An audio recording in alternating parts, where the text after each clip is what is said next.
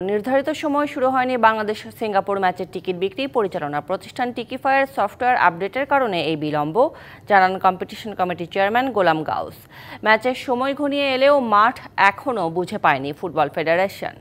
Bangladesh Singapore match নিয়ে ভক্তদের উন্মাদনার পারদ ছুঁয়েছে আকাশ। তার প্রভাবটা ভালোভাবেই পড়েছে ম্যাচের টিকিটে। কবে থেকে মিলবে টিকিট, কিভাবেই বা পৌঁছাবে সমর্থকদের হাতে, তা নিয়ে ছিল ধোঁয়াশা।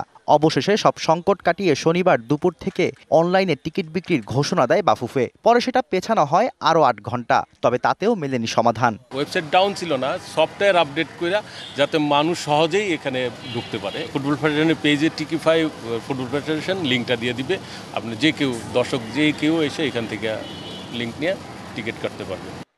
কালার এক্সপার্ট, জর্জ স্যাপ এবং মাইল্ড অন হ্যান্ডস টেকনোলজি সমৃদ্ধ অরিক্স ক্রিস্টাল ওয়াশ। আপনার সংকট রয়েছে হেল্প বুথ নিয়েও। এই কার্যক্রমের জন্য আরও ২-৩ দিনের সময় নিচ্ছে কম্পিটিশন কমিটি। কালকে হয়তো পরশুদিন হেল্প বুথ ফেডারেশনের ভিতরে পাবে। আপাতত এখান থেকে একটা শুরু, তারপরে দেন যদি প্রয়োজন হয় আমরা প্রয়োজন অনুযায়ী গুলশান বা মিরপুর বা আদার্স আশেপাশে কোথাও দিতে পারি।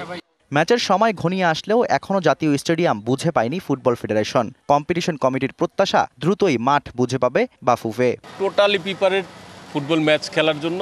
৪ তারিখে টেস্ট প্র্যাকটিস ম্যাচ, ১০ তারিখে বাংলাদেশ সিঙ্গাপুর ম্যাচ।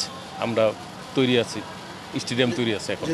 সিঙ্গাপুরের বিপক্ষে মাঠে নামার আগে ভুটানের বিপক্ষে প্রস্তুতি ম্যাচ খেলবে বাংলাদেশ। সেই ম্যাচের জন্য সাধারণ গ্যালারির টিকিটের দাম নির্ধারণ করা হয়েছে ২০০ টাকা।